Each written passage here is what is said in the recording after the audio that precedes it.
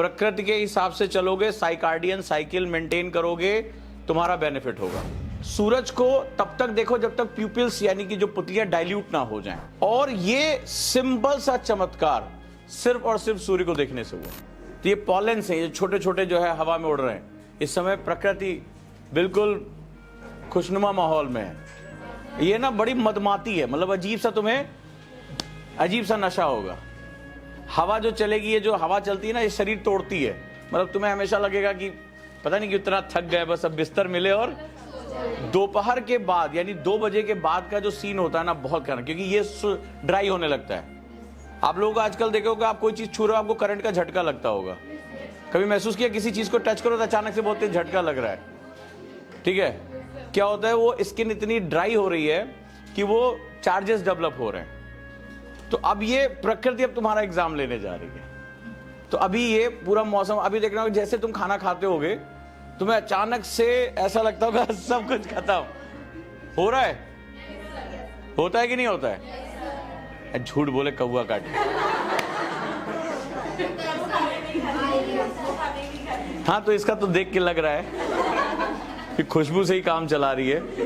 But फिर भी एक आम इंसान को जिसने भी भोजन कर लिया, उसको इस समय बड़ी तगड़ी नींद आती होगी। खासतौर पे जब ये सूरज दोपहर के बाद नीचे जाना शुरू होता है, तो बड़ा ड्राइनेस जब होती है, बड़ा शुष्क, बड़ा अजीब सा सूना सूना सा लगता है।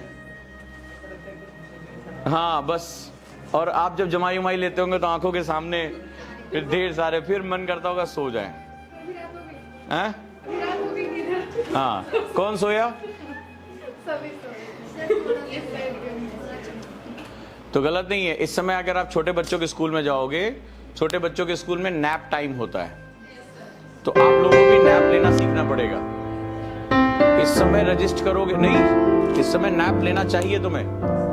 प्रकृति के हिसाब से चलोगे, साइकार्डियन साइकिल मेंटेन करोगे, तुम्हारा बेनिफिट होगा। और ये मैंने प्रैक्टिकल पिछले 1 महीने से करके देखा है। और मैंने आपको बताया था, मैं साइकार्डियन साइकिल का प्रैक्टिकल, मेरे बहुत पहले एक मेरे गुरु मुझे मिले थे, साइंटिस्ट थे वो।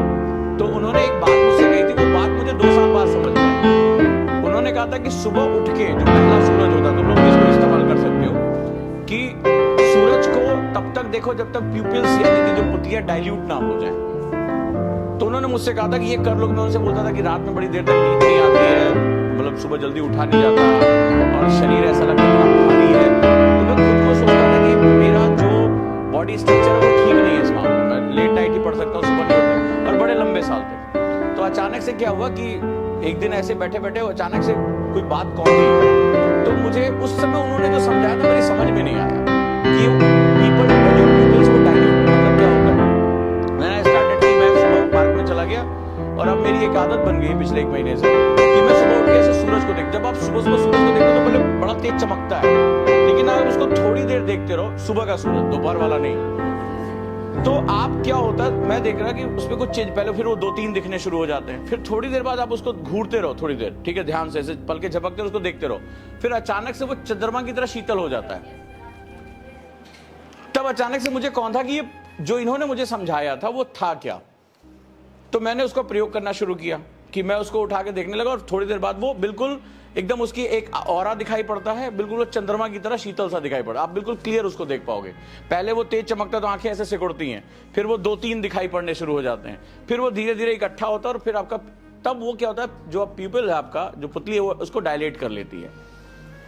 और उन्होंने बताया था, बोले इससे होता क्या है, बोले जब जैसे ही वो सूर्य की किरणें अंदर जाती है, हमारी बॉडी की एटॉमिक क्लॉक होती है, वो क्लॉक एक्टिव हो जाती है, यानी साइकार्डियन साइकिल एक्टिव हो जाती है। जैसे चाबी भर दी और ऑन हो गई, तो हमारा शरीर ऑन हो जाता है। इसी के लिए नोबेल प्राइज मिला था, आज से 4 साल पहले जो साइकार्डियन साइकिल पे था, इसी के लिए नोबेल प्राइज मिला। तो मैंने वो प्रैक्टिकल करके देखा। अब क्या हुआ कि अचानक से कुछ ऐसे चेंज आया कि जैसे 10 साढ़े 10 बज रहे हैं, अपने आप शरीर को लग रहा है कि मुझे कुछ अच्छा ही नहीं लग रहा है, बस मुझे सोना है।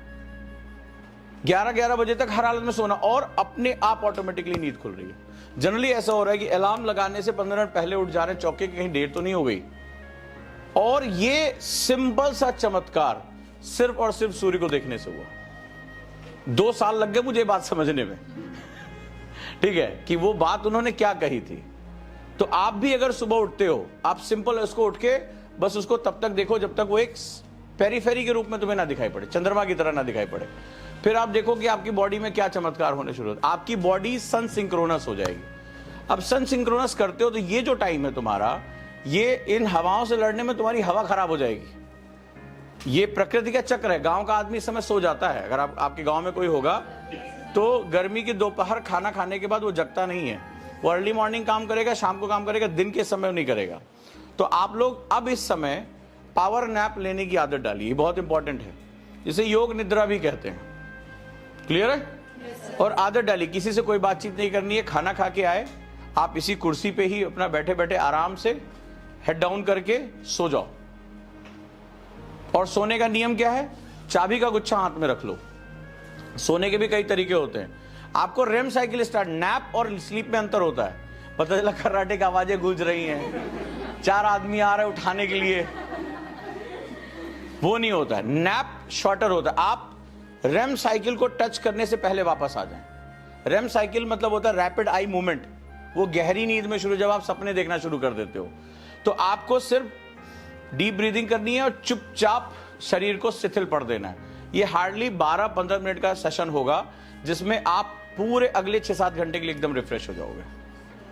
और अगर इन हवाओं से लड़ते रहे तो फिर जैसे जैसे गर्मी बढ़ेगी, लू चलेगी, तब भी तुम्हारी बॉडी डिहाइड्रेट हो जाएगी। तो 15 मिनट तुम्हें अपने आप को देना है। अब इसमें करना क्या है? सिंपल तरीका है। एक भारी सा छल्ला ले लो, चाबी का कोई चीज, और इसको ऐसे मुट्ठी में बंद करके सो जाओ। तो ये तरीका बता रहा हूं। कोई भी है छल्ला, किसी के पास चाबी हो भी, कमरे की, रूम की, कुछ भी ऐसी चीज जो भारी आवाज करे, जो गिरने पे। तो हाँ, जैसे एक लिया कुछ भी, ठीक है। अब जैसे ही मान लो ये है, हाँ चाबियां देखो, तिजोरी कितनी चाबियां लेके घूम रहे हैं। तो ये अपने हाथ में रख लिया। आपको रेम साइकिल नहीं शुरू करनी, क्योंकि रेम साइकिल शुरू हो गई, फिर अगर आपको जगाया तो अब आपको नुकसान हो जाएगा।